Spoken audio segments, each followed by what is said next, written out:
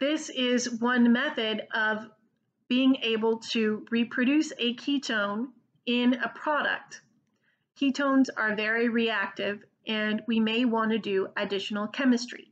Ethers are very unreactive. If we make the ketone carbon into an ether carbon, we can do further chemistry on the ring and not affect the carbon that is bonded as an ether.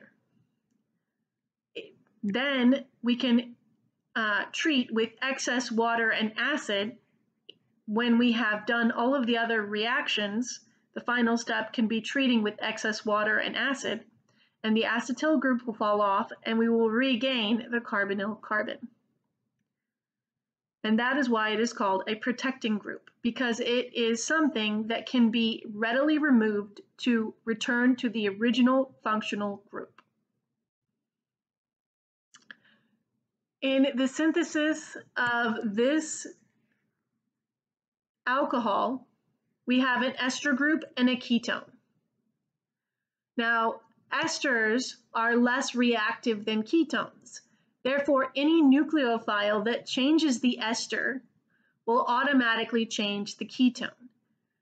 But I don't want to change the ketone. I want to keep it. How can I do that? I can keep the ketone by protecting it as an acetal, and then after it has been made into an acetal, I can change the ester. Why? Because the ester cannot be made into an acetal. Only ketones and aldehydes will become acetals. Here's how this reaction works. We have our ketone and our ester. We react with ethane diol. The ethane diol forms the 5-membered ring acetal at the carbonyl carbon. And we have the unreacted ester, because the ester does not form a diol, or an acetal in the presence of a diol. We can then reduce the ester using a suitable reduction agent. Esters do not react with sodium borohydride. We must use a stronger hydride, such as lithium aluminum hydride. Lithium aluminum hydride will reduce the ester, forming the oxyanion.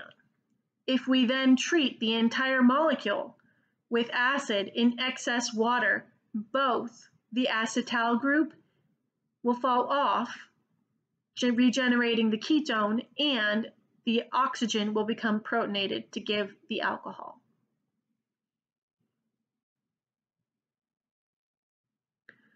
Alcohols can also be protected, so ketones can be protected as acetals. Alcohols can be protected by forming Silyl ethers. A Silyl ether is a silicon that has bonds to carbon and 1 bond to chlorine. Silicon is in the same group as carbon and therefore has similar reactivity. It will be nucleophilic, or it will be electrophilic if it is bonded to an electronegative atom, just as carbon is electrophilic if it is bonded to an electronegative atom. So a nucleophilic oxygen can bond to silicon and kick off the chloride. Now we have formed a Silyl ether. This group will be unreactive in the presence of substances that react with alcohols. Remember, we cannot make a magnesium bromide if there is an alcohol group, a magnesium bromide, which of course is a Grignard reagent, if there is an alcohol group present, because the alcohol proton will react instead of reaction with the carbon bonded to bromine. So, if we first protect the alcohol group by making it into a Silyl ether, there is no longer an alcohol proton to react with the magnesium. And instead, magnesium and ether will react at the bromine site to create the Grignard reagent, the magnesium bromide.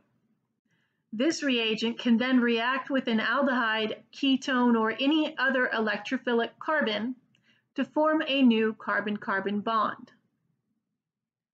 In the case that it is reacting with this aldehyde, it forms a CH2O- group. The O- upon treatment with acid will then be protonated, and at the same time, the Silyl group will be removed by the presence of acid.